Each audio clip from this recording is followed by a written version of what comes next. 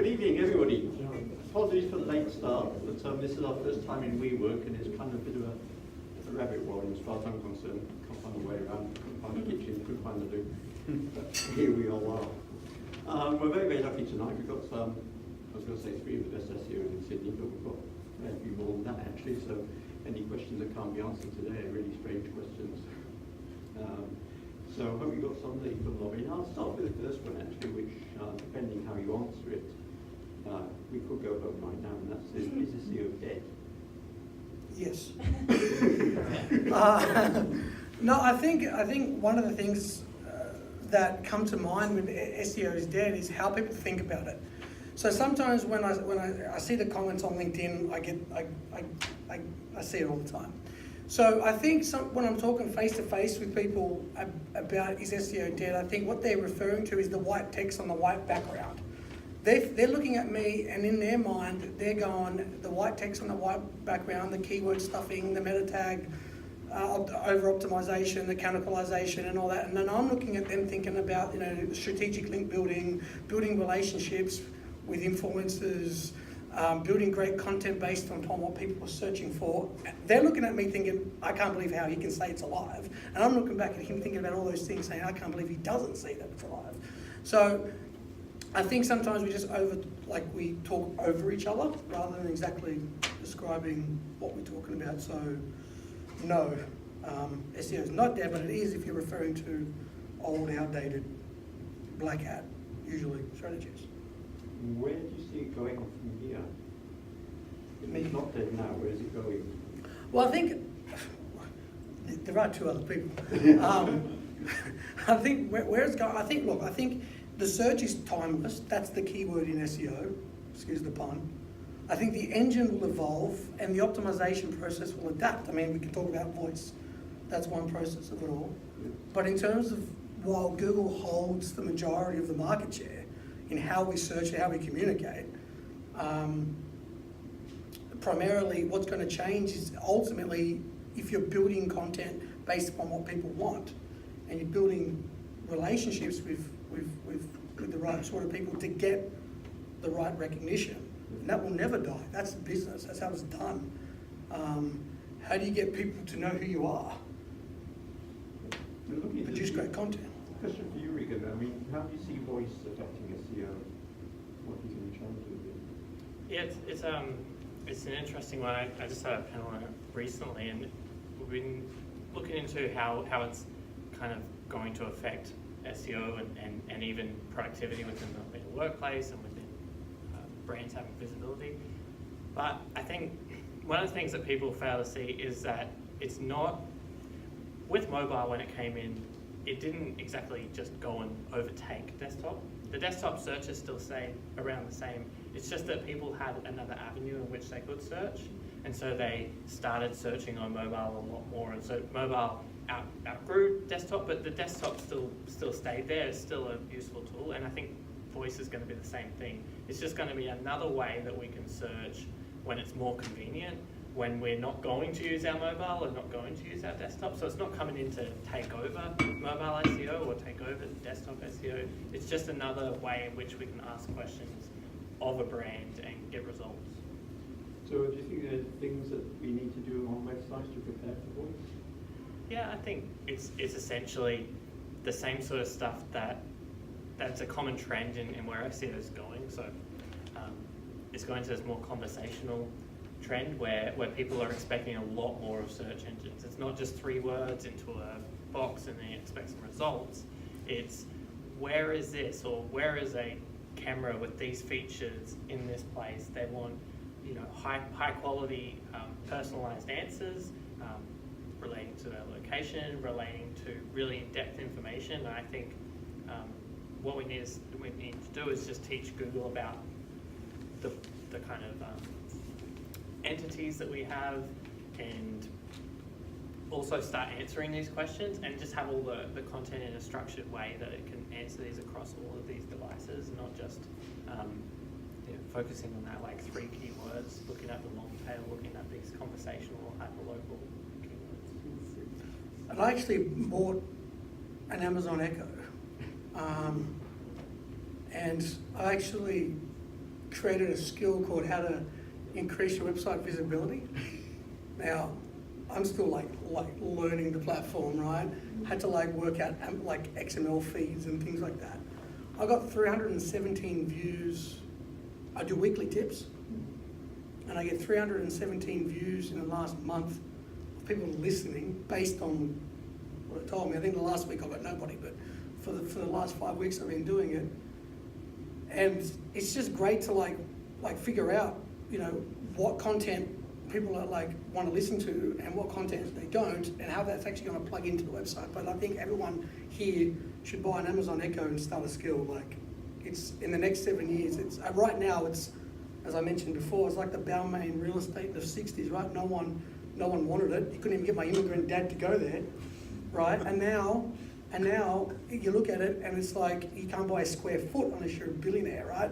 So that's right now where the attention is, where it will be, is in voice, 100%. You'd be brushing your teeth, you'd be cooking dinner for your wife or your husband or whatever, and you'd be like, what's going to be like tomorrow, Amazon?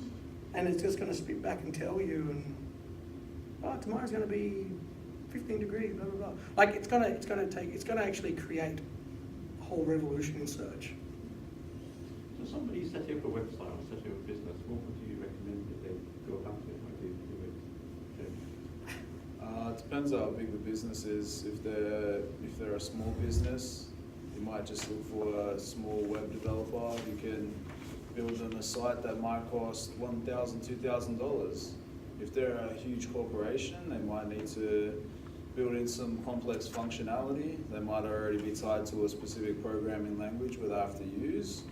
If they're a large corporation, they probably already have another pre-existing website that they'll have to tap into, and it'll be a rebuild plus a migration plus a transition of whatever else they have. Depending on the size of the business, it could be complex. There could be, we've worked with, back in the day, used to manage SEO for David Jones, and that was a complete nightmare because they were using a couple of different CMSs. They had developers from IBM who were doing bits and pieces on the site. I remember one day we came into the office and a developer from IBM had thrown a canonical tag onto the site-wide with the homepage canonical across 50,000 product level URLs. So yeah, it depends on the business. Bigger clients are going to have far longer drawn out web dev projects. We've worked with some really big companies, and yeah, it depends on how complex the setup is. I mean, Regan works for a web dev agency, so he could probably dive more into this question, but from our point of view, we just get in from an SEO point of view. We do the recommendations, we work with the developers, we'll make sure that everything's set up right from an SEO point of view to ensure that it's a clean transition, to ensure that we crawl the website, to ensure that we do all the pre and post launch checks, to ensure that everything is set up and functioning well for search, because mistakes can always happen, and it's the mistakes when people don't do the right redirects, when we've seen it in the past where big e-commerce sites have launched a new site, they haven't even done the redirects, they'll only redirect a few category level pages. We've seen sites that have missed 10,000 redirects, instantly dropped in traffic, and then they say, oh, why have we lost all this traffic? And then you're like, you should have looked into those redirects. It's you haven't ported over your content, etc., etc. So yeah. I've got 200K to do soon, so I'm looking forward to that. Have you got any questions out here? Yeah. How would you incorporate social into a good website? We don't really do a lot of social media, but in terms of integration of social onto sites, I mean, we just look at basic things like ensuring that they have the correct social media share buttons, ensuring that people, when they click onto social media buttons, that they open it up in a new tab. Sometimes, and then you still have your website. Some people make the mistake where they open the social media property into the same tab, and it will close your website. And then if they're using remarketing, they'll see the competitors' ads. So say for example, you're on Domino's website, and then Crust is running remarketing on different terms, and someone goes on to click onto the Domino's Facebook to see if they got a deal, and they see, oh, Crust has a $20 pizza in Piedmont, you could lose that sale. So little things like that add up. So ensuring that you open social media into new tabs. I mean, how much does SEO and social media collide in terms of ranking factors? It's not much, it's minimal, but it's like they say, if you're getting a lot of social media action, if you're getting your content out there in front of a lot of eyeballs, that's where the potential is for people to actually link back to you and talk about your product, and those type of factors can implicate your SEO. So yeah, social media is 100% important. Someone like Andrew, who's very active on social media in the last year, I feel like every day I go onto LinkedIn, Facebook, Twitter, he's got a video, he's got some content out there, and that's what it's about. If you're a brand and you want to be in front of people's eyeballs, you've got to be active, you've got to be out there. So yeah, it's highly important. Andrew's fan. Just a little. I think one of my favorite social media, if you've got a blog, is like a click to tweet plugin. Yeah. That's just crazy. Like figuring out ways to make your audience share your information without making them think about it too much. Like where's the share button? What I like about click to tweet is you can actually set the perimeter. All they have to do is click a button, and then it could be like a blog quote, or it could be like a stat, and your social shares will definitely increase. And so now I'm doing more integration with my own site. I think the takeaway there is like sorry, I forgot to put my phone on silent. Would be to make sure that you find out plugins and tools that will help you get your information out faster. And like click the tweet is like amazing. Yeah. Plugins and tools, do any of you have a view on particularly good or bad CMSs for SEO purposes? Bad ones? Yeah. Well, most sites we see today, I'm probably Regan will have a bit to say. Like when I started SEO in like 07, 08, we saw some horrible ones. Like you couldn't even update a page, and it called itself a CMS. But most sites now have branched off into WordPress for brochure and blogging and that sort of thing. You see WordPress everywhere. And for e-commerce, my leading platform is always doing Magento. A bit clunky around the page speed side of things, but with a client that can afford substantial page speed investment, that can be overridden. That's pretty much what you see. I see a bit of Catalyst. Business Catalyst? No one here from Business Catalyst? Is that, you are? Okay, I won't say anything then. But the old stuff was just very hard to like work with. It was just, and like, is it Shopify that puts like collections in URLs?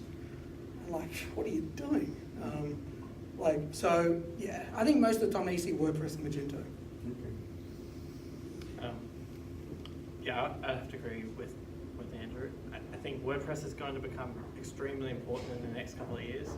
Google just announced that they're opening a whole department in Google to just work on WordPress exclusively. Like they're dedicating Google engineers to work on it. So if WordPress is already the biggest CMS, but if people think that it's going to go away, it's definitely not when they're putting that much money into it. But it's always going to be stuff that you've got control over from an SEO standpoint. So that's the problem with Shopify. It's got some, like, it's really tied down, you know, your Wix and your Weebly's and all of these things that, like, there's nothing you can do after a certain point, and you can't get that extra little bit of technical optimization or build out things, like, you really can't scale with them. So sticking with something like Magento, or if you don't want to have that much overhead, you don't need that. There's things like WooCommerce, which are perfectly customizable to a point, and they're pretty easy to get thinking and stuff for WordPress. As opposed to exposing the plugins and everything in Robots. So it used to be you just expose the main content, but nowadays Google is saying they want to see everything, the plugins and see everything like we would generally no index kind of like category and tag pages and that kind of extra stuff because it just takes away from crawl budget. So, I mean, I found that when you de-index those, that you have a much higher increase in ranking and crawl budget and boost to those other sites. If those pages are irrelevant, then should they be in Google search results? Because Google won't filter them out. No index is not the same as no follow. No, you would follow. Absolutely not. So there's no follow, no crawl. Pardon? How do you get them to stop crawling besides robots? Well, No follow. yeah, it depends the page. Like, No. if you want them to crawl it, like a category page, for example, you wouldn't in a lot of cases you would no index it because it'll have duplicated content to the blog Yeah. page, especially with people who don't just put one thing in one category page. But you still want it followed, so it still follows all the links. And then they'll know that those are the pages to kind of skip over and not really spend too much time in. But What do you think is the impact of the mobile first index? Well, you kind of saw it coming. Like, I mean, if a site wasn't mobile optimized like 2 years ago, you were behind the times, right? So you can always see with Google when they emphasize on one area, it's built upon what the market is doing, right? So the trend of mobile use has been going up for like the last 5 years off the charts, right? So if your website is mobile responsive, you're fine. And from what I've been reading, even if your website isn't mobile responsive, which today is not an issue for most sites, if it's not, it will still show a desktop version if that's the only version. And it's not that you'll be penalized, you just won't be favored. So you won't appear as high as you probably could be. But you got to remember, Google's got to take into all the other factors, right? So, you know, of course now it's going to go away from desktop because desktop use is generally a lot lower now than mobile, I think, from the last data I looked. So of course it's going to favour sites that, but they've been doing it for a while. It's just that how the search engine now works, it's going to show you the mobile version, not desktop. But in terms of importance, it's been around. Like what SEO he hasn't thought about mobile in the last 12 months? Hopefully longer than that. So with new website development, James, where do you think the SEO should get involved? As early as possible. From the start. From the start, yeah, exactly. From when you're developing the wireframes to ensure that it depends on the situation of the business. Do they have a pre-existing website? Like I said earlier, you want to do a pre-launch audit, and then you want to do a post-launch audit when they do launch the site. But yeah, you've got to get involved as early as possible. I think day one, you've got to be there. A lot of people make the mistake where they've already built their website and then they'll call up an SEO agency and say, hey, we're launching our website tomorrow, can you have a look? And then you say, oh, well, all this needs to be changed. And no, we can't delay it. We've promised the board members that we're launching our site tomorrow. Well, if you launch this, this and that, you're going to potentially lose a large percentage of your traffic. So yeah, you've got to ensure that you get involved as early as possible with the web devs, 100%. And I'm just going through now 200K site migration from Xcart to Magento. If you don't know what Xcart is, good. Don't learn Xcart. And like, this is the difficult jobs of SEOs, right? Because my current client has problems with the URL structure. All the categories are in parent level categories, which means you're on the top level category. But because it's been like that for about 8 years, they've got all these pages already, they've got page metrics assigned to them. So my goal always in any site transition is to minimize redirects in general. Because every site transition I've done in 11 years, maybe it's me not being a good SEO, but traffic's always decreased every single time. Most of that time is because URLs have changed and then the reset metrics get reset again. Google would eventually correct itself, but I've told another takeaway point, because I want people to take away something from what I spill. But hopefully that would be like, what I'm trying to do is minimize redirects in the short term. Already we're changing a lot from going from Xcart to Magento. So my biggest goal here is to keep the products the same, the categories the same, and only use 301 redirects when you can. And then later on, as the site kind of goes through that shift, I'm not going to rush to tell Google that it's changed. I kind of want it to be slow. Then what I'll do is once the site kind of matures and adapts and grows into Magento, then I'll fix the URL structure, but not do it all at one time. Why? Because I don't want the page authorities to be reset on the URLs. So the more, if you do a 3-1 Doesn't it redirect, pass it along though? sorry, Doesn't it pass the previous one? majority, but not all of it. So what I found is every time we did a map, like if you got a site with like 100 pages, Yeah. whatever, right? I'm talking like on a site that's got 200K, Yeah. and the vast majority of traffic comes to category pages and product pages. Product, it won't matter as much as categories and brands, Yeah. because that generates a lot. And what I found in the past, we just did a site, we did a WordPress to WordPress and just changing URLs, and we lost a few thousand just because of the URL. So we did a perfectly mapped 3-1 redirect. So your advice is to slow it down, don't re-index straight away. no, definitely re-index. What I'm saying is try to minimize the redirects in general. That did not make sense. So basically, if you can avoid, especially when you've got 200K pages, if you can avoid changing URLs unnecessarily. 3-1 redirects, like I said, of course it does, but from my experience, from what I've found in, So is you that dip, and how long until it comes back? that ranges based upon a site's authority.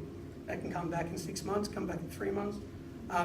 Actually, how long did the client think? It probably took about 6 months, and that's WordPress to WordPress, just with the URL With changes. a large client, It's large, very big. not as big as a 200K. Okay. It's So probably someone with maybe, a higher authority might come back quicker. it might be. But our client, for this mole spares client, we pretty much dominate the industry, and I'm not ready to risk it. Yeah. So, and he needs updates in his URLs, like every category is a parent level, but I'm not going to change it if I don't have to with such a large transition based on previous. So I found that minimizing redirects preserves traffic far better than 3-1s.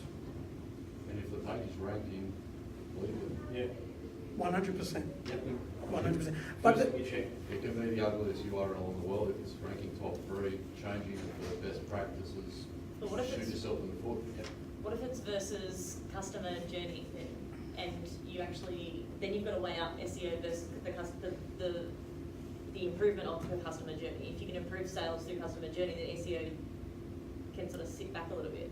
if you Yeah. generally have a better URL, it may help and improve CTR. But I think my point, the gentleman's point, is that if it's ranking well, like in this particular time, like I noticed Yeah, my if you've got client. no choice, obviously, you're not going to change the URL. But in this scenario that you're changing the URL because you're going through a process of migration.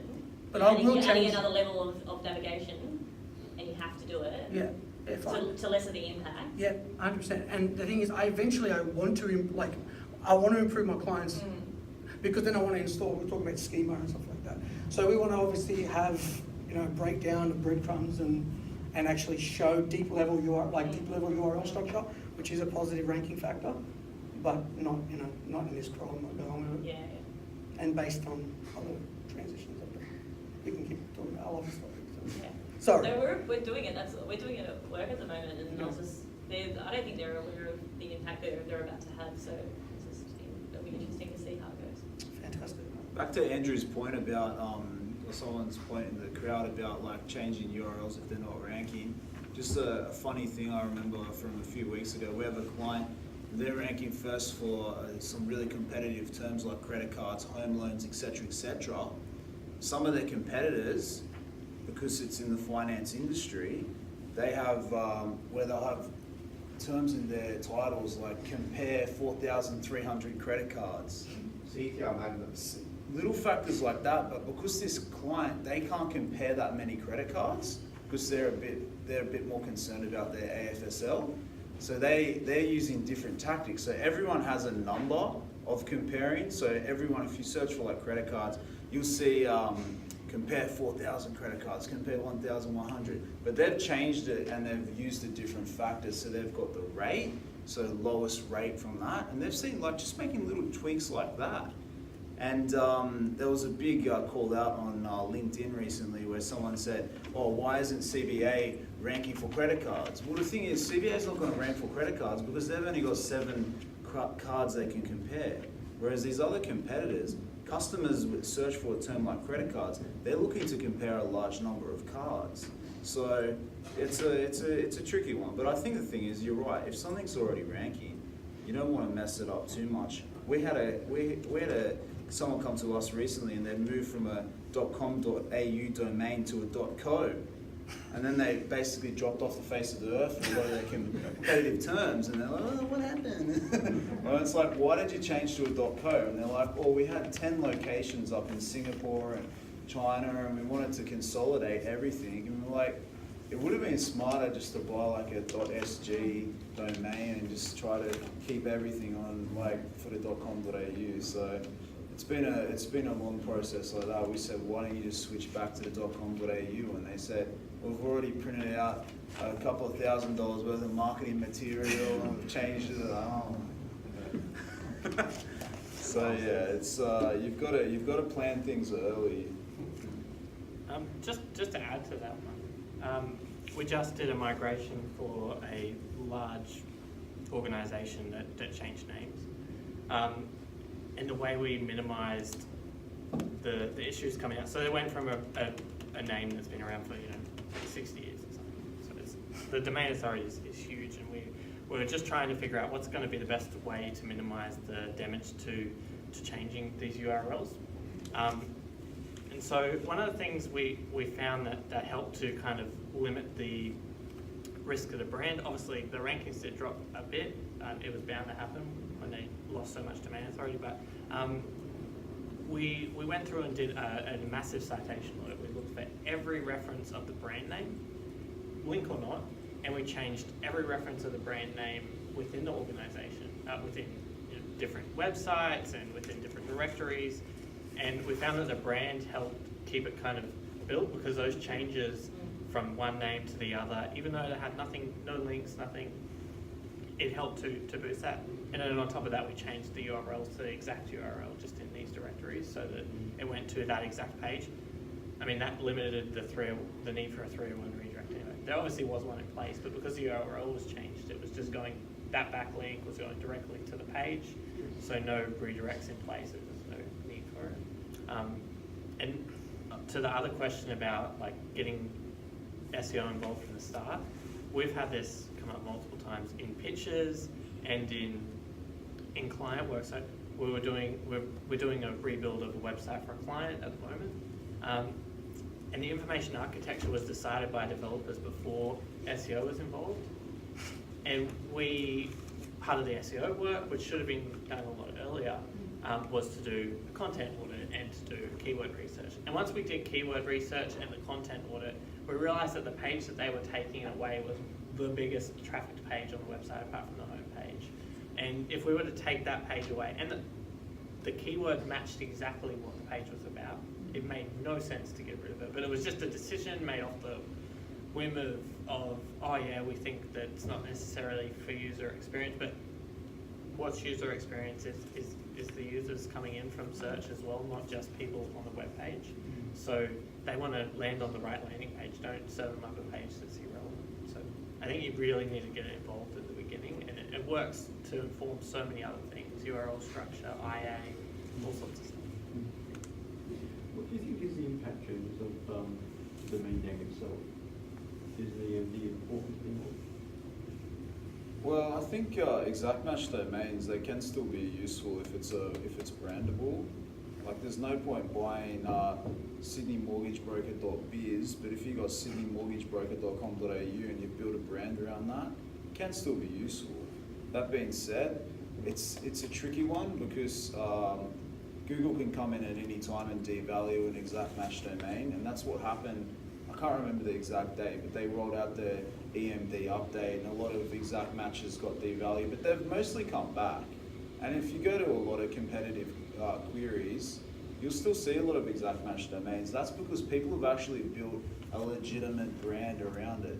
Look at realestate.com.au, carsales.com.au, even companies like rent.com.au. These kind of different companies dominate their verticals. So if you can acquire a really great exact match domain and build a solid brand around it, 100% do it.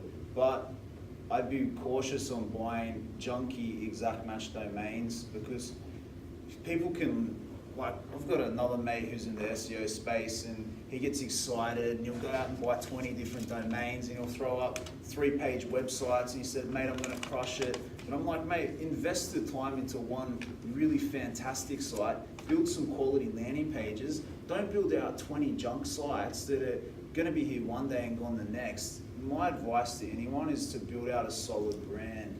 And the thing is, whenever you acquire a domain name, you got to do your background checks, because there's a lot of people out there, they could have had a domain name in the past, they could have spammed the hell out of it, and then they try to sell it on for $10,000, $20,000. Unsuspecting buyers don't do the backlink audits, they don't go onto Whois and check out, they don't go onto Wayback Machine and check out how was the site used in the past. The worst thing could be if a site had been used for a gambling site or an adult type niche, and then you've picked it up for a kids education site. That would be an absolute disaster if you start ranking for these type of queries. And we've seen people try and do things like that in the past. So my advice to anyone is do your background checks. I met a lady at an event recently. She came up to me and she said, I've just launched a new site and I'm not ranking for my brand name. And I said, I'll have a quick look. And I had a look at it. It used to be owned by an e-commerce site in 2003 and they'd spammed the hell out of the domain. So it could have a pre-existing penalty or anything on it. Could be de-indexed, hard to know. And also check if your domains have been blacklisted on Facebook as well. You can do that like when you share it. If you share a URL on Facebook and it's blacklisted, it will come up. So little things like that. If you're going to invest money into a domain, do your background checks. Is there any way to get rid of a blacklist on Facebook or Instagram? Like Facebook and Instagram is quite difficult. It's like recently I had another event and someone said their domain name was blacklisted from Google News. So they were getting a substantial amount of traffic from Google News, and then it had been blacklisted. Sometimes the easiest way to get rid of a blacklist is change your domain name if it's not that significant. You can try to appeal it sometimes, but like with anything, a lot of the Facebook and Instagram processes are very automated. Unless you're spending a decent amount of money, they're not going to listen to you. Yeah, unfortunately I had it happen. Yeah. It was through the hosting company had a major malware problem. Yeah. I won't name them, they're pretty well known. And it's kind of ruined my site. That's the Yeah. site. Well, that's the thing. If you're getting 40 or 30% of your traffic from Facebook and all of a sudden you're blacklisted, it's like you've been shut off. You can lose 30% of your revenue. So, In terms of SEOs, what should people look for before they engage in SEO? I just did a video on this. Make sure, like, what questions I should be asking. I won't mention it, which SEO sends me a lot of stuff. And basically, I just did a video on it, like what you should be asking your SEOs if you are going to pick one out is make sure they're not doing black hat link network spam. I mean, when someone, and it was a very awkward video for me to create on YouTube. I don't want to do it. I don't want to name fights. I don't want to get into debates and arguments. Right? It's like high school all over again. But clients need to be asking, are you guys putting links on 12 sites and not even do, like, there's black hat SEO that is intelligent and you can applaud it and say, if only you did that for a legit company, you'd probably be Mark Zuckerberg. Yeah. But because you're doing it illegitimately, but then there's just stupid black hat SEO, and that's like, they don't even change the IPs, like, it's the same hosting and same content, it's cast storage Sydney, same content on 12 domains, all on the same IP blocks. I mean, Link farming works, surely. yeah, it does. And then you'd like disappear. So things like that. So I actually did a whole video on making sure that you ask the tough questions and make sure they're not doing this sort of tactics. But for SEOs, I think it's relatively easy to do that, but how would the business person be able to figure out? I think there's education. Yeah. I think it's people like SEOs in the room, like creating awareness. Yeah. I mean, like when I was an affiliate, like I love doing that stuff, but you can't do it on legit businesses, right? Because this is legitimate. Like an affiliate by definition is just pretending to be something. So I think it's when you work with legitimate clients, and the thing is, what I mentioned in my video is, number one, you're going to destroy your own agency with a lawsuit. Number two, you're destroying a client's business with real employees, with real families, and real livelihoods. And three, you're ruining my industry. So I try to sympathise, but at the same time, clients don't always have the right expectations. And then you've got big agencies that got to meet bottom lines. Their staff want to get results. They might sometimes even have some legitimate intentions, but because the expectations weren't set properly. And so some clients think that it's the SEO's job solely to build a business and turn it into $1 million corp when it's a shared responsibility. Get me on page 1 tomorrow. There's no other way to rank for Boots, but No, not like Boots, and there's a few other ones too. What did I mention? So, Megan, you're more kind of coming from the website side. How do you get a client to buy into the concept of SEO, and what do they expect from it? Yeah. I mean, it depends on the client. It's not just like a one and done thing. We just have a template for everybody. We do a lot of work. Usually with our clients, we do some sort of micro commitment. So it's generally like a piece of keyword research. Maybe it's like 20 hours of work, and we look at the potential and really lay out a strategy, do a technical audit, and say, this is what's wrong with the site, this is the opportunities you have for traffic. And then they're able to see some tangibility to what it is that we're offering. And then from there, that's when we would engage them on a long, ongoing process of building it up. But also being realistic about expectations. So we set, what they're going to receive from us.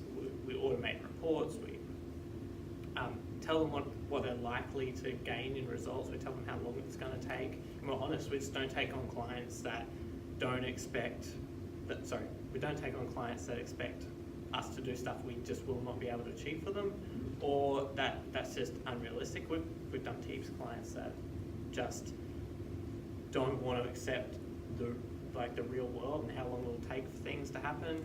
And if you want to stay in business, that's what you've got to do. You just got to be honest, be upfront, and if they want to go somewhere else, they can get burned. Maybe they'll come back, but I think, set your expectations correctly. There are still going to be heaps of people who don't want to hear the real deal and how long it's going to take, and they'll go offshore and get it done, and then it will ruin their business.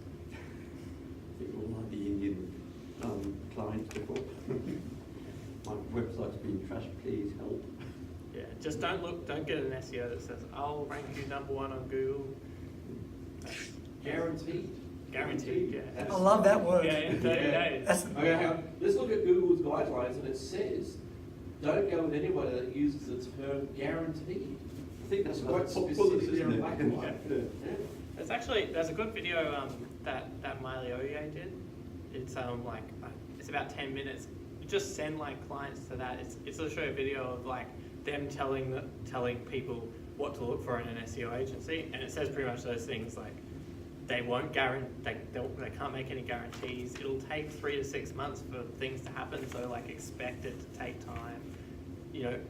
Look for a micro commitment, look at a couple of different agencies and ask them to conduct an audit and some keyword research, and then you'll know the legit ones from kind of spending a grand or so here on each different SEO agency, and the ones that came up with real keywords that actually match your business and real traffic potential and real issues, versus the ones that just kind of spat something out of SEMrush or whatever just really quickly for you. So. The sixth question, how do you prove value SEO? Is it worth doing this all? How do we prove it? We have a really interesting kind of way of doing this. I think there's something that every agency could do is we set success at the start. So we usually will do it in a workshop with the key stakeholders of the business. We'll look at the overall business objectives, because SEO is not the be all and end all. It's just marketing. It is just one tool in a whole set of tools, and so you've got to look at it holistically. So we'll look at the business objectives and the goals that we need to achieve to get there. So some of them will be related to SEO. there might be traffic to the page, and because there's traffic to the page, that'll lead to email signups, and because email signups will lead to qualified leads, and etc. And it just goes up. So yeah, we sit them down, we work out the goals, and we look at the KPIs that we need to meet to achieve those goals. We take all of those business metrics, and then we put them into reports that are delivered. So we don't just look at like where you rank, but we will look at the higher end metrics, like what are the conversions, how many people are going to this page, and all the steps that it takes before that, so that you're kind of achieving all the steps in the funnel before you get to the overall conversion. I don't know how you do it. Well, basically, again, it's all education, right? So it's pretty much what Regan said is pretty much right. But obviously showing the clients case studies, significant case studies, even if like anything similar if you can, showing that, you know, what you're going to bring is actually going to have the best chances of succeeding. I think by now, I think the SEO industry has exploded because the value's been proven. I think if you go back to like 07, when I started, it needed a bit like, hello, like this is where people search, right? This is the party, you need to get invited, right? But now it's not that. Like everyone pretty much knows there's value, and I think there's more to do with the education on ensuring it gets done the right way and setting up the campaign. And it is one tool, but it's an important one, and it's pretty much what people do. Like my mum knows that Googling means searching, and that is why it's so important. Where do you see it going in the future? Search. Yeah.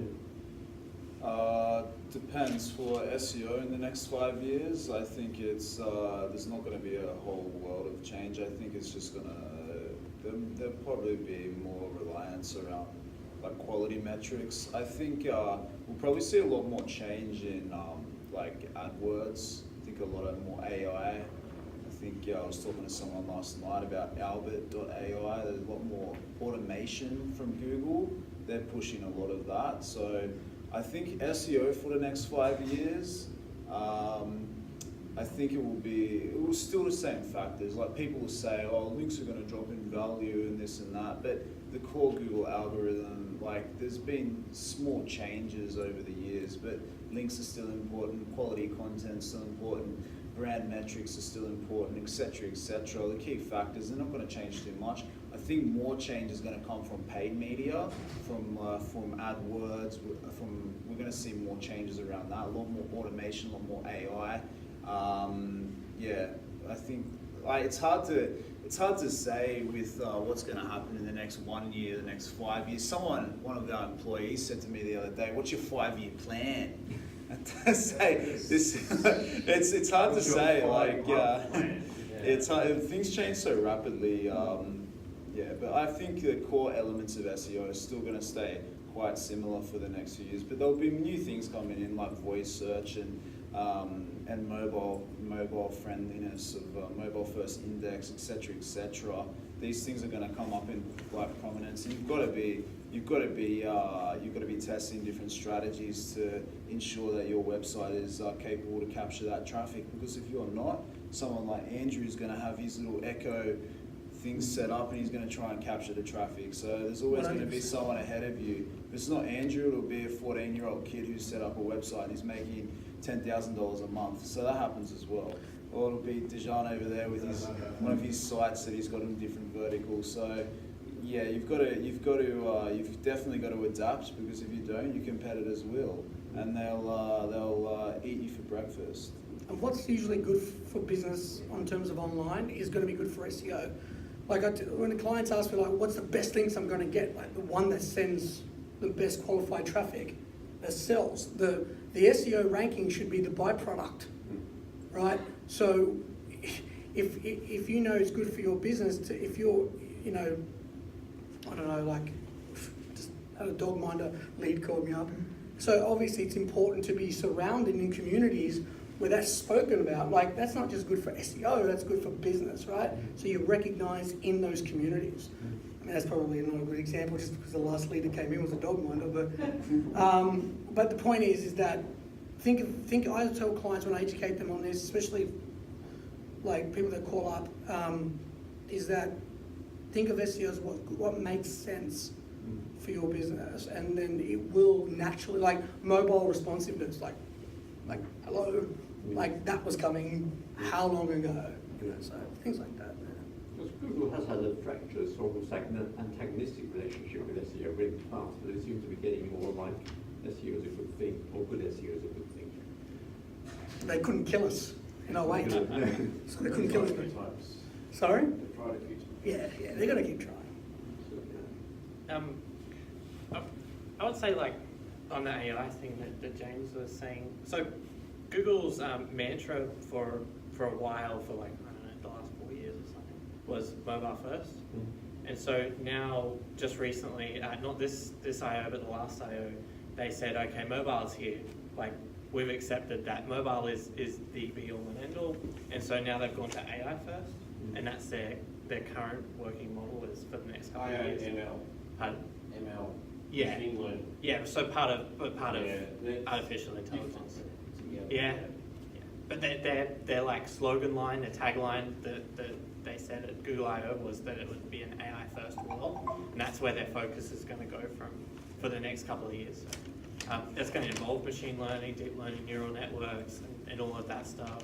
But what for SEOs, what I think is going to be important is it's going to be like less about keywords. It's going to be more about Google understanding entities, so schema is going to be a huge thing.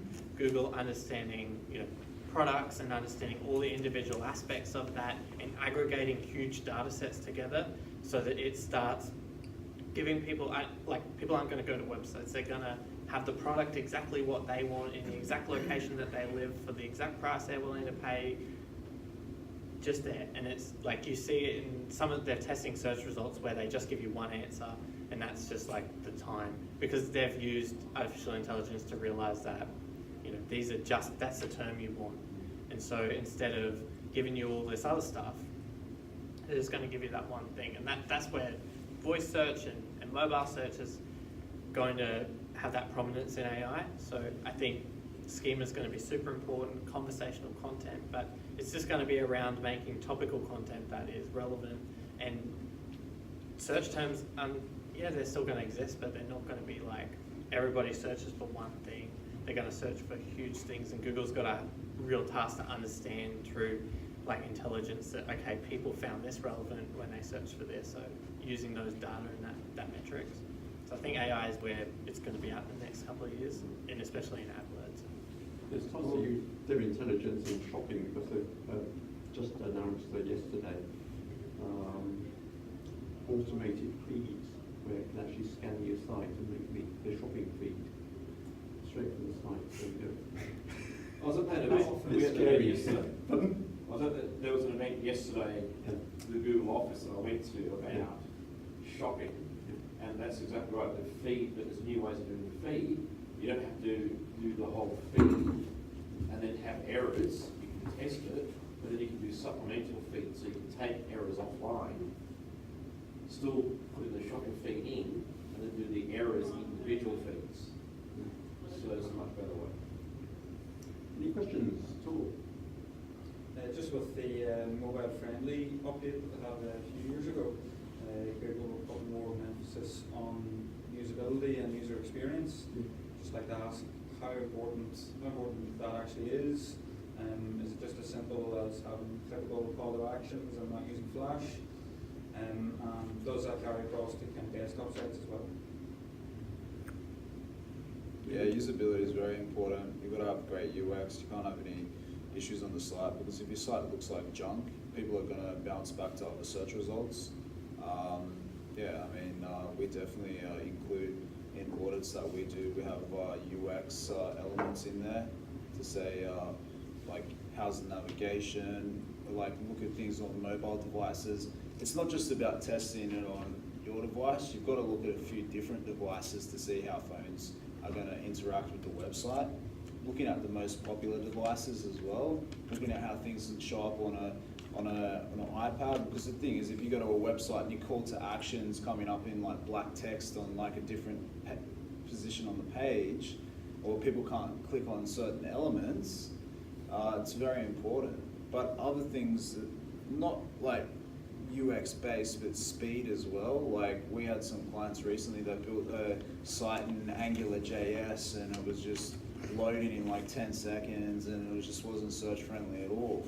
And basically said to them, like, go and fix the site before you come and talk to us again, because it's like we showed them the steps of what to do, but the thing is, if your site isn't functioning for search, it's not user friendly, it's loading in 10 seconds, it's going to be bad from a usability point of view. People are going to be bouncing back to other results, and it's not going to be positive. So UX is highly important. And I mean, not just UX as well, you've got to think about, for some of our clients, they worry about accessibility as well. So accessibility for visually impaired users. There's a great tool called tenon.io. You can do a scrape of your site and it will pull up accessibility issues on your domain. So it's kind of like Screaming Frog, but from an accessibility point of view. Alt tags and all the other different metrics that matter from accessibility. So, I mean, in Australia, you don't really have to worry too much about this stuff unless you're a large bank or a health fund or a government website. But in the US, some e-commerce sites have been sued because a visually impaired user will go onto a website, they can't buy their groceries, they've started a lawsuit and gone after the owners of the sites. So it's happening, and I was at a conference in the US last year and they were talking a bit about this type of stuff. So it's stuff that you got to think about. And one of my close mates, he's a front-end developer at Qantas, and he's like, the worst thing is his accessibility. Because he said for Qantas, it's a huge fine. Now, Qantas is a huge fine, it's significant. Sorry, you asked the question. And also, I think back on the SEO metrics, I think it's things like behaviours is very, very important. I think assessing, pages per session, time on site. I mean, most SEOs know that Google looks at that stuff. But I think for our own research and like seeing what the users do, I think that plays a big part in it. So, Google's a business. Ultimately, if they send people to a website and they're not, and they've got analytics installed and they're not using it and engaging with it, well, it's only a matter of time. How important that's going to become. Does it? I know they did the mobile-friendly update, but does it carry across the desktop? In what way? Is it going to be a ranking factor, or is it going to be a signal? Well, I think if the desktop results. Yeah, well, if your website is not mobile optimized, I think, as I was mentioning at the start, I think I think there's a lot of SEO paranoia. And I think it's more that if your website isn't SEO friendly mobile friendly by now, it's not that you're going to get banned or a penalty or doing blackout, but it's like you're going to have a negative signal against your name. So the mobile first, one of the blog posts I was reading, it was a good point. Like, they still got to show the desktop if you don't have any, and they've got to assess all the other factors. So if you've got an amazing link profile, they still got to factor that in when you say, like, it makes sense. But we'll see. Something I saw recently on a site in the US, they said that the positioning of the link for mobile first, if your position of the link cannot be crawled on a mobile page, say for example, you have like an in-text link, and it can easily be crawled on mobile and desktop. But if you have like a dodgy sidebar nav link that can't easily be crawled, they said that might be a factor that they might not look into. Like an all-canvas menu. Yeah, exactly. So that was something like, but that was speculation, and it's like it makes sense. A lot of stuff's speculation at the moment. People don't know for sure. Even like there's mobile SEO experts in the US that say this may or may not happen. When someone says that, it's not definite. It's not a definite answer. But looking at the mobile timeline, in the early days, if you had the mobile site, it would be an inbuilt site, and then responsive was the big thing, and now we're looking at AMP. Do you see value in having a separate mobile site or responsive? Not Just have a responsive website.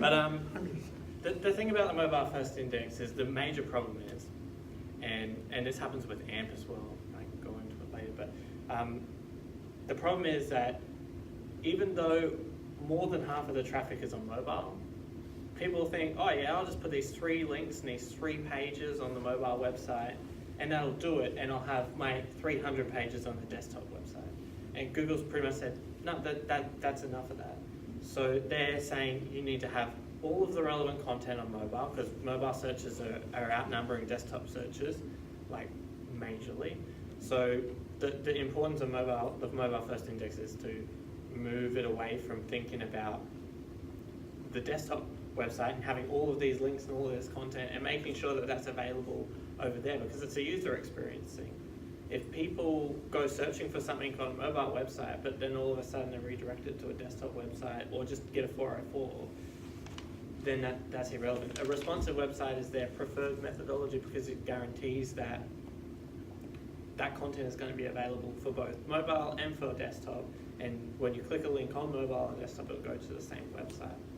So I think, yeah, the importance for mobile first indexing is user experience and making sure that people have a good user experience on mobile, the same great user experience that they have on desktop, right? So like it's a majorly a user experience thing. And there was an AMP update where the problem was people were making AMP pages to get in the news carousel, but they were shit. They were like scaled down versions. They would have the first paragraph and a button.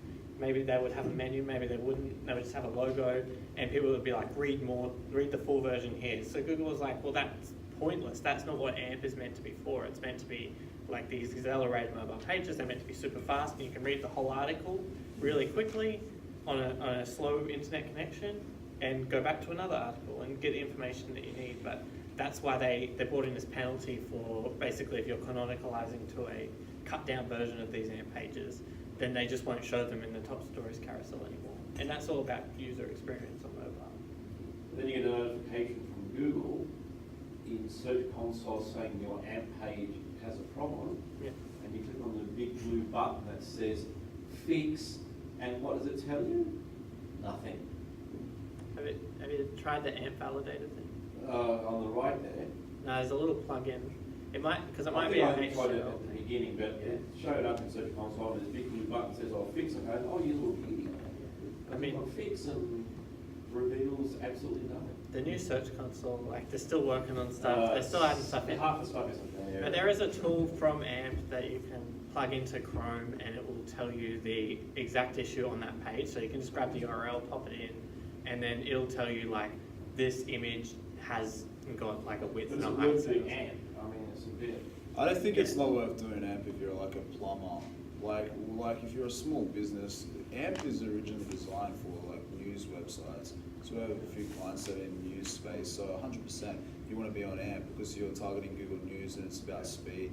But if you're like a small business, a plumber, I don't think like getting AMP installed on your website, because I've read some case studies where people have put AMP on and they've tried to get rid of it and it's been an absolute nightmare and a half. Why would they want to get rid of it? Just for whatever reason, like sometimes AMP, like we have a client who's a law firm and their dev agency was like, oh, let's install AMP, and they didn't even tell us, and then it was only showing on certain pages. So in my eyes, like if you're not going to do a full site rollout of it, if it's just going to be like a half-baked kind of rollout, probably not worth doing. So how do you do AMP? Does that only come in on certain screen sizes? Yes, it only shows up for mobile. But is it the same domain name? Yeah, it just So usually it's will be like like /AMP in the WordPress plugin that comes directly from Automatic, which is the word people Does are that doesn't work? Yeah, it works fine. Like you've got to have HTML knowledge. Like you've got to be able to code to make it look the same as your website. But we've been able to achieve pretty much identical pages in AMP, and the results we've had have been pretty awesome from them That's for what I'm us saying. and So for our it clients. serves the homepage up on mobile, it serves like a flat HTML page with inline CSS. Yeah. How does that work in the background? I mean, AMP is not faster than doing it right. Like doing performance right, you can beat AMP. But Not with PHP and WordPress, surely not. yeah, and I think that's where it came in to kind of tackle it. But like if you had inline CSS and all this other stuff, there you can beat it with like static site generators and all this stuff. That's But what I'm saying, man. Like when you go to mobile, how does it suddenly inject all the inline in the head? so you have to do that. Oh, the plugin for WordPress. So it's storing a secret cache or something on one of Stores it on Google servers, so AMP, the page is actually hosted on Google. Okay. Yeah, so it renders from Google servers. So you got to build a flat HTML site on Google basically. Yeah, Yeah. but like Regan said, there's plugins for it as well. Yeah. Where people go into And the trouble. URL's identical. No, the URL, it runs off AMP, so it's AMP. But I was at this session last year, and it was with these AMP developers from the US, and they said that eventually they want to host it on people's own domains. Yeah. So at the moment, it's like a temporary fix from Google. So it's plumbercity.com.au/amp. No, it's like amp.com. A bit on the blog. Yeah, you'll have, if you go to Use Google, go to functionality. Google News and search for a random query, and like some big sites, they'll have it already implemented on your mobile. You'll be able to see it. I'll have to find an example later and show you. I think it would kill the rankings, like boost them severely. Sorry, it would boost some. Yeah. Yeah, it Right, for news sites. I've For tried news it on sites. others and I've tried, I mean, on blogs, Partial. it's pretty good, like, because they're kind of topical, like, news-related content, but there's So what URL ranks in the search results? Is it the standard URL Yeah. ranks, and it just has the little AMP logo, and then it will canonicalize to that, so it'll bring up the AMP page. It'll still serve it from Google servers, so it actually kind of goes and grabs the page while that person is searching, and then when they click through, it just loads instantly because they've pre-cached it. So Google just stores all these pages in the index. It'll have this kind of, they're actually making updates where you can change the URL to your URL, but it'll have like the name of the page and a little link on the top. And how does it deal like with these background images and stuff? You have to go and kind of fix that stuff yourself. It's, So end of the day, you can't just be lazy and put up. as I discovered, you know, I've got to go and put it up. which is why people haven't done it. It's not the simplest thing in the world to do. So you might as well just do it on your own domain somehow. Yeah, I mean, like, if you can get a developer to spend a little bit of time, it's definitely worth it if you have like a blog and it's news-related kind of content or topical. But there is going to be a huge push on it pretty soon with the mixture of like progressive web apps and AMP. So there's going to be e-commerce built in, like functionality completely in AMP. You'll be able to process payments and stuff. Well, you can do it now, but it's bad. And advertising, I hope. Yeah, well, they got ads. Yeah. So you can have ads and analytics and So those types of in things. your opinion, on a desktop, shouldn't every single bit of style be in line in the head anyway? Yeah, as a performance So there standard. should be absolutely no CSS files, yeah, no .css. No, you can have .css, but you should have critical render path CSS, so stuff that's required to load the page. Yeah. That's the stuff that needs to be in the head. The other stuff can be put into a CSS file because it may not even be relevant to that page. Yeah. It might be only relevant to the blog, so you don't want to load it, and then you can defer the loading of that CSS before. So as long as you've got that, that's the equal to AMP anyway, yeah. Yeah, you still won't be able to be put into the top stories carousel, and you won't get the little icons. So there's those things you have to have AMP to be able to achieve. But yeah, like performance, if you do it right, you can beat AMP. But there's a lot of people who do it very wrong. So I think that's why AMP came in to kind of speed it up. Any questions? Yes. Yeah. The images, are they hosted on Google servers as well? And the AMP ones? Yeah. Yeah, so everything's cached on the Google servers, and you have to set the image size and a few other things. So it'll actually load the page. It'll have like a placeholder for the image. Then Google will bring in the image So you when don't it's have- sorry. You don't have to have the source, like, is there something that scans your whole page and just converts to an AMP page, or do you have to set up all the material yourself in AMP? No, you've got to do a bit of work. You can't just press like. There are some plugins. They will give you an AMP page, but it won't look good. So you have to do a bit of work in like putting your. You almost have to recreate the style sheet for AMP.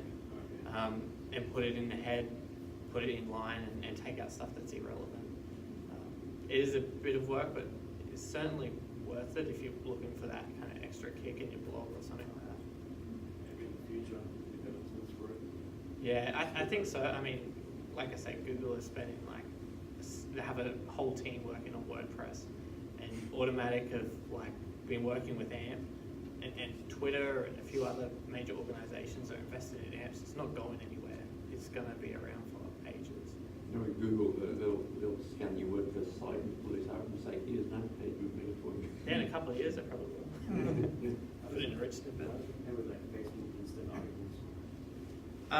So there is an SDK to bring Facebook Instant Articles as AMP, but not the other way around. And there is a SDK to bring it over into Apple News. So they are working on integrations, and I hope it will get better. But as far as speed and performance, I don't know how it compares. Like they're very different. Like Facebook Instant Articles has a lot of kind of Facebook orientated advertising with the audience network and that type of stuff. So for publishers, it's great if they want to make money from advertising, because it brings over all that stuff. But they're kind of two different things. What's the run an AMP seminar, mate? I'd rather not. Facebook have changed their algorithms and businesses of less relevance. So therefore, if your business and you want to stay relevant on Facebook, you have to pay for more advertising on there. So it's very popular. But do you think that all affects SEO, or dollars are being taken away from SEO from that? I don't think that you need to spend more money on Facebook. That's not what they're saying. What they're saying is that they're prioritizing meaningful communication, which means you need to produce content that starts a conversation on Facebook. Because even if you pay, that still works on the same algorithm, but you're just giving it some money to kind of break through a little bit. But your paid advertising on Facebook, your organic sort of posts on Facebook have the exact same effect if you can put stuff up there that will get people commenting on it and sharing it with other people. That will break the algorithm rather than passive stuff like likes or just views. Facebook is looking at not so much prioritizing that stuff, and you see it with like groups. So Facebook groups have become huge because that's a priority for Facebook, is investing heavily in building Facebook groups and having like a conversation in the community. And they just basically don't want people to leave the platform. They want people to have like these huge conversations with they kind of want it to be like Twitter, where everybody's like having a conversation and it's meaningful. So that's the major change in Facebook. It's not so much you need to throw more money about it. You need to change the way your content is. It needs to start a conversation. That's my 2 cents. Actually, I have a question. This goes back to the voice search one. You said 317 voice searches in the past 5 weeks, right? Views. Okay, views. So if I'm like, I run a website now, and like, let's just say it can be a content site, and I make money off ads, or it can even be an e-commerce site, for that matter. What benefit is that voice search from my website? Well, you're going to increase your own reputation. So So if in the voice search itself, it actually mentions the brand name on the website. This website says, is that what you're talking about? So let's say I'm selling like Galaxy S9s, okay? Yep. So how does that benefit that particular website ranking #1 for that keyword? Or that voice search? So voice search, so here build a voice assistant, a skill, which Yeah, is something let's a just little say, bit different. Okay, but- Google, like, where Yep. can I get the cheapest S9? Yep. Like, example. So it's the algorithm. yeah, Yeah, yeah. it works off the feature snippets, right? And when you say, okay, Google, like, what is the camera rating on a Samsung Galaxy S9? That's more kind of a conversational question. Okay, anyway. so that's the kind of more question Yeah. that it's kind of. And it'll say, according to, gizmos.com or whatever, blah, blah, blah, blah, blah. So that gives you brand reputation. Gotcha. So And- that's and- where the brand yeah. branding comes in. Okay. And I actually mentioned I'm Andrew from Omega Digital in my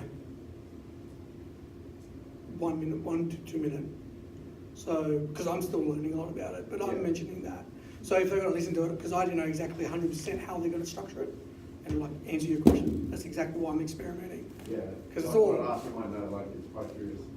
Well, mate, it is, and that's why I'm doing it. I don't want to be able to I know theoretically, but I want to see exactly what it means. And you're right. I was worried about the exact same thing, 100%. That's why I'm like, I'll mention Andrew and Omega Digital and see if it has very hard to track. Because I'm thinking, like, is there going to be a stage where, like, AdSense goes to, like, radio type ads? Do you know what I mean? Like, where, you like, before, like, it gives you the answer, like, says, like, a 10-second snippet of, like, something, or whatever. Yeah, Yeah, and I think it's revenue stream. unique, and I think they've got like a review system. So I get actually like, if people think I suck, they'll just say I suck. So it's going to be I think it's going to be similar to like the YouTube algorithm, where it's going to obviously YouTube algorithm is built around content creators, whereas Google goes out to the web and for all this information and brings it back to its archive, right? So I think I was exactly wondering the exact same thing. So I'm like, if your content sucks, then I'm going to get bad reviews, and that's probably going to lower me. That's why every week I'm like, I'm going to talk about like what's something that's like people are going to like very similar with growing your natural YouTube, like organically. What I was going to say was, get the likes, get the comments, get the shares, start it naturally, and then the algorithm will favour me, right? Even without the paid. And I'm assuming because the algorithm is all depending upon content creators, I think it's going to work the same way. Honestly, buddy, I don't know, and that's why I'm doing it. Yeah. Because I want to learn it, like, You've because got to adapt in this industry, and that's what I thought. 100%, man. Go and buy. Do you got one? I've got a Google Home. Okay. See, the reason why I didn't want to use Google, I want to use the algorithm that depended upon content creators. Yeah, if you use Google Home, Google Search, they're probably right. It'll be more assimilated. Yeah. But So I would say though, you can build actions on Google for the Google Home as well, and they're pretty intelligent. So they're similar to the Alexa skills. They're just a Google version of it. But it's kind of like there's two different things you've got to think about. There's being found in an availability kind of method. So that's your search, that's your local listings, that's all that stuff that really just relies on your website and its content and its speed. And then there's this other world of utility, which is providing customers with like some sort of benefit. So in Andrew's case, it's answering questions about SEO. Not just answering questions, just providing tips. Providing tips. But it might be like Domino's has an app where you can like order a pizza.